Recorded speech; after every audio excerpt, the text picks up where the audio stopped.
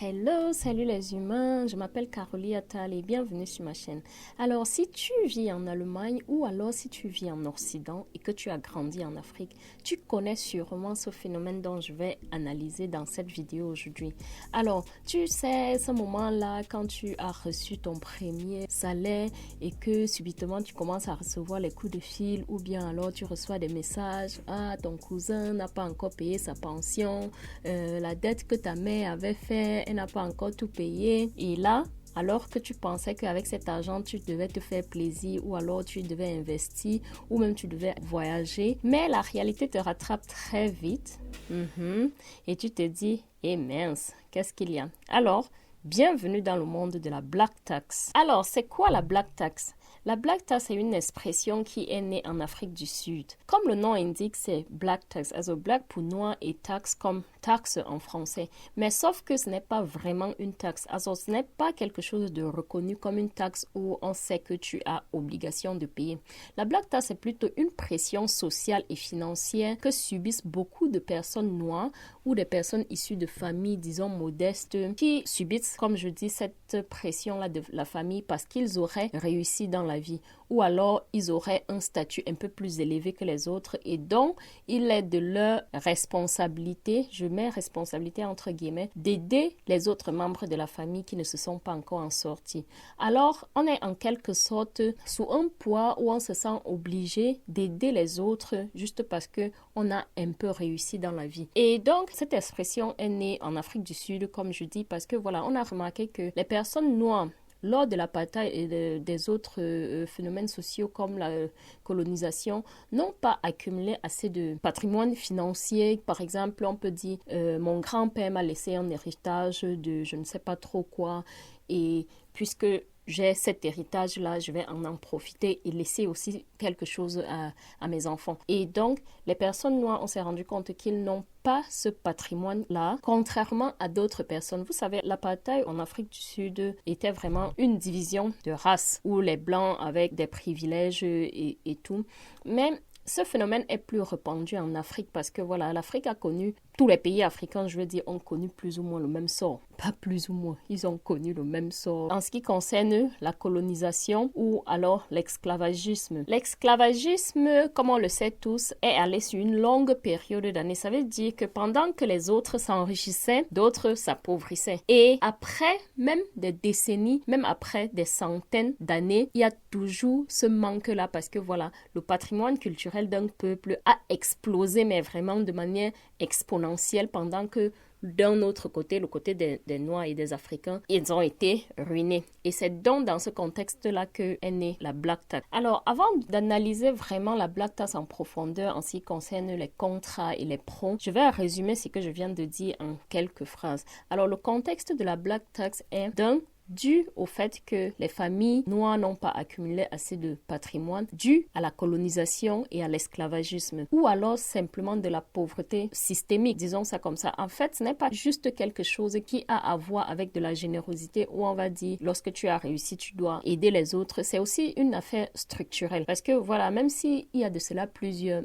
années que l'esclavagisme est officiellement terminé, on continue quand même à voir cela. Ça veut dire que avec autant de temps, les familles africaines ou alors les familles des personnes noires n'ont pas toujours réussi à accumuler assez de patrimoine de telle sorte que on arrête complètement la Black Tax, quoi. Et donc, sans plus tarder, on va parler des pros et des contras. Comme dans toutes les choses, il y a toujours des pros et des contras. Il y a toujours deux camps. Un camp qui trouve que la Black Tax a effectivement lieu d'être parce que vous connaissez sûrement ce proverbe africain qui dit que l'enfant ne s'élève pas seul, l'enfant s'élève par tout un village. Ça veut dire qu'il y a des personnes qui trouvent que je suis parce que nous sommes. Si je suis ce que je suis, c'est parce que les autres ont aidé à ce que je sois élevé. Et donc, c'est tout à fait normal d'aider en retour les personnes qui m'ont aidé ou bien la progéniture de personnes qui m'ont aidé. Chose qui est tout à fait humain. Je veux dire, tu ne vas pas avoir les moyens de faire quelque chose et refuser de le faire juste parce que tu ne veux pas faire partie de la statistique de la Black Tax.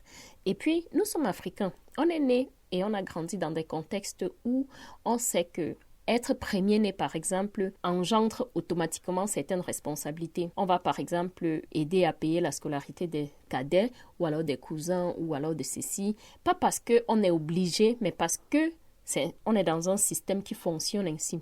Ma sœur, elle a payé mes études, mon cycle universitaire, je dirais, et elle a continué à financer ma vie en quelque sorte jusqu'à ce que je puisse avoir aussi quelque chose où je peux dire, voilà, je suis en mesure de m'occuper de moi en question. Et c'est quelque chose de tout à fait normal. Mais il y a des personnes qui trouvent que la black tax est malheureusement quelque chose qui tue. Voilà, je dis qui tue dans un sens, certes, avec un peu d'euphémisme, mais lorsqu'on va entrer en profondeur, on pourra effectivement voir que la black tax a beaucoup de problèmes dans la société parce que voilà, la pression mentale déjà dont les êtres humains sont soumis. Par exemple, simple fait pour certaines personnes de voyager en Europe, c'est déjà le fait inconsciemment ou bien de manière indirecte, on attend de ces personnes-là qu'elles retournent en quelque sorte tous les fonds dont on a investi sur leur éducation. Bon, je trouve même déjà le fait qu'on disait qu'on a investi sur l'éducation de quelqu'un très critique, mais ce n'est pas le sujet de cette vidéo. Et donc, l'un des inconvénients de la black tax, c'est cette pression sociale-là qui peut vraiment conduire jusqu'au sacrifice. Une jeune personne qui n'a même pas encore vraiment de contrat de travail, qui n'a que de job d'étudiant, est obligée de se sacrifier pour le bien-être des autres personnes. Et plus tard, lorsqu'il va décrocher, ou alors elle va décrocher son premier vrai travail, alors que il ou elle n'a même pas encore d'enfant, elle sera dans l'obligation de faire ceci et de peut-être même de rembourser les dettes qui ont permis à ce qu'elle ou il vienne en Europe. Donc, il y a un livre là qui parle de manière très explicite de ce que c'est que la black tax. Le livre, c'est Black Tax Burden or Ubuntu. Enfin, burden dans le sens où c'est un poids que certains portent et Ubuntu, c'est ce je suis dont nous sommes. En fait, la solidarité africaine, quoi, on connaît tous. Et donc, je vais un peu te dire comment on peut essayer de gérer la black tax. Comment est-ce que on peut essayer d'alléger un peu la black tax. Avant de te dire comment essayer de gérer la black tax, je vais te renvoyer dans l'une de mes vidéos où je parlais de la relation avec ses parents, le fait de couper le cordon ombilical de ses parents. Et ça faisait aussi partie de ça, le fait qu'on puisse s'alléger de la black tax en posant, par exemple, des limites claires et nettes à des personnes de sa famille. Par exemple, j'ai dit à mes parents que ma priorité, ce sont mes enfants. Ça veut dire que la seule chose pour moi sur laquelle je peux intervenir de manière urgente, c'est le côté médical. Parce que voilà, il n'y a pas de comment on appelle ça? De Krankenversicherung, d'assurance maladie au Cameroun. Bon, il y en a, mais pour des personnes riches, pour des personnes qui, voilà, reçoivent un salaire fixe tous les mois, pour les Beamte, quoi, pour les fonctionnaires. Voilà le mot Beamte que je cherche. Et donc, mes parents, mon père était tailleur et ma mère était ménagère. Donc, ils n'ont pas mis d'argent à côté pour leur retraite, disons ça comme ça. Et donc, lorsque mes parents sont malades, c'est pour moi tout à fait naturel d'agir en urgence pour des examens, pour des, je sais pas, des médicaments et tout. Et donc, j'ai dit à mes parents de manière claire que la seule intervention de ma part qui puisse être d'urgence, c'est s'ils sont malades et qu'ils n'ont pas d'argent pour payer les premières consultations. Ça veut dire que mon père sait, ou alors ma mère sait, mes parents savent que s'il s'agit d'un truc comme, je sais pas, ma porcherie est gâtée, je n'ai pas l'argent pour réparer, ce n'est pas mon problème parce que voilà, si tu as le porc dans une porcherie, ça veut dire que tu vends souvent le porc là. Et quand tu vends le porc, il faut souvent aussi réfléchir à mettre l'argent à côté au cas où quelque chose se passe avec la porcherie. L'une des manières aussi de gérer la black tax, c'est de peut-être prévoir une petite somme où on pourrait donner mensuellement à ses parents. Bon, moi, je me limite vraiment dans le cadre de la famille, la première cellule qui nous a accueillis, et les parents ou bien les personnes qui nous ont élevés. Parce que les cousins, cousines, là, franchement, c'est beaucoup trop. On peut pas... Donc, pour ses parents, on prévoit peut-être une petite somme où on peut leur donner mensuellement, ce qui fait que avec cet argent-là, eux-mêmes aussi, ils peuvent prévoir quand même aussi certains problèmes. Parce que comme je dis, il s'agit là des parents qui n'ont pas d'assurance, qui n'ont pas été fonctionnaires et qui n'ont pas de retraite. Et oui, dans ce cas, je rejoins des personnes qui parlent de Ubuntu parce que voilà, je suis l'assurance maladie de mes parents jusqu'à un certain point. Voilà, je dis ça jusqu'à un certain point parce que, voilà, mon enfant ne peut pas être malade et je priorise, par exemple, les besoins de ma mère. Il faut aussi que je m'occupe de mes parents. Une autre solution pour alléger la black tax, c'est le fait d'éduquer sa famille sur le plan financier. L'éducation financière dans la famille. Ça rejoint un peu le premier point, mettre des limites. Par exemple, expliquer à ses parents que même si aujourd'hui je vis en Europe, il ne faudrait pas que demain, mon enfant ait les mêmes problèmes que j'ai eus. Ça veut dire quoi? Il ne faudrait pas que demain, mon enfant soit la personne qui va me sortir du pétrin, en quelque sorte.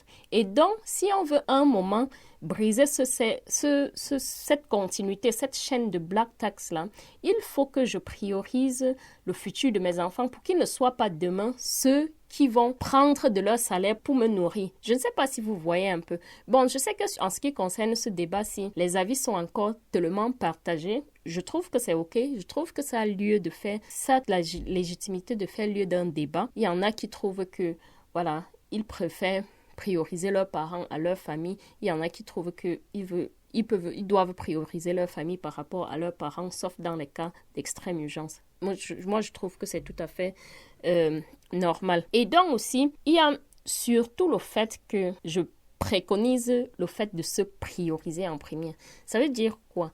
Si tu te sens obligé de travailler 40 heures par semaine, plus un travail à côté, parce que ce travail d'à côté-là, tu veux nourrir tes cousins, c'est pour la famille en Afrique. Je me dis, à la fin de la journée, ce n'est pas pour rien qu'on délimite les heures de travail en fait. 40 heures par semaine pour un être humain qui travaille, soit parce qu'il utilise son cerveau pour travailler, soit parce que c'est un travail physique. Ce n'est pas pour rien. Nous ne sommes pas des machines. Ça veut dire que ce n'est qu'une question de temps pour qu'on fasse un burn-out ou bien qu'on ait une maladie, pour qu'on développe un cancer lié au stress, un stress invisible. Et donc, ça, c'est des questions que je pense que, étant des personnes dotées de libre arbitre, comme je disais dans l'une de notre vidéos, on peut clairement décider de dire que voilà, je ne veux pas me tuer à la tâche parce que je dois aider ma famille. Et je pense que des personnes qui t'aiment comprennent cela. En parlant à tes parents de telle sorte, tu comprends qu'ils te comprennent. C'est parce que déjà, on ne donne pas la place à la parole dans nos familles africaines. On garde tout pour soi parce qu'on se dit, si les autres ont fait comme ça, moi aussi, je suis obligée de faire ça. Non, à un moment, il faut qu'on brise le cercle. Il faut que la chaîne soit brisée pour que aussi on essaye de construire un patrimoine. Parce que jusqu'à quand est-ce qu'on va aller par ici, tu m'as aidé, je jette ton enfant et tout. On ne construit rien de concret en fait. Vous allez voir, je vis en Allemagne et vous allez voir que le plus récurrent en Allemagne, un enfant ne paye pas les dettes de ses parents. Je veux dire quoi? Au contraire, il hérite d'un patrimoine de son parent. Beaucoup d'Africains qui vivent en Allemagne, par exemple, bon, je parle seulement du cas de l'Allemagne, achètent des appartements ou construisent des maisons et tout, qu'ils vont financer peut-être sur 30 ans. Et s'il arrive que tu meurs avant les 30 ans, qui va rembourser le crédit? Ce sont tes enfants. Mais je comprends le risque parce que voilà, au moins ces personnes-là essayent de construire un patrimoine qu'ils vont laisser à leurs enfants, de telle sorte que ce n'est pas à leurs enfants dans 30 ans de construire une maison pour leurs parents. Pourtant, nous qui sommes ici, on est en train de réfléchir comment laisser ce patrimoine-là à nos enfants et on réfléchit aussi comment construire une maison au pays pour nos parents. Donc, je trouve qu'il y a matière à réfléchir. Et donc, je dois conclure cette vidéo parce qu'il faut bien qu'elle finisse un jour. Alors, on arrive à la fin de cette vidéo et je résume un peu tout ça en disant que, en fait, la black tax n'est pas juste une question d'argent. C'est une affaire entre tension intérieure et liberté, entre loyauté et liberté, entre tension intérieure et le fait qu'on n'arrive pas à exprimer ce dont on a vraiment envie d'exprimer. Parce que je sais, c'est dans nous et peu de personnes parviennent à vraiment l'exprimer à leur famille. Et tu n'es pas seul. Nous connaissons ce phénomène-là. Nous tous qui avons grandi en Afrique, nous connaissons ce phénomène-là. Et j'ai même remarqué, en fait, parce que je pensais au début que ce n'était qu'une affaire de pauvres, disons ça comme ça. Mais j'ai vu que même des parents, certains parents qui ont été fonctionnaires et qui ont une rente, une pension retraite, attendent plus ou moins les mêmes choses de leurs enfants. Et puis, je me suis dit, c'est une affaire structurelle en fait. Et donc, est-ce que toi aussi tu vis ça? Je présume que oui. Mais mets-le en commentaire, s'il te plaît, pour qu'on échange, parce que il faut qu'on débatte sur ce sujet. C'est un sujet mais tellement passionnant et donc je pense que je ferai même encore une autre vidéo dessus. Et si la vidéo t'intéresse, partage avec les autres parce que je pense que c'est un sujet qui est très peu parlé dans notre communauté. Donc, on se voit plus tard ou alors une autre fois pour une prochaine vidéo. Allez, bis!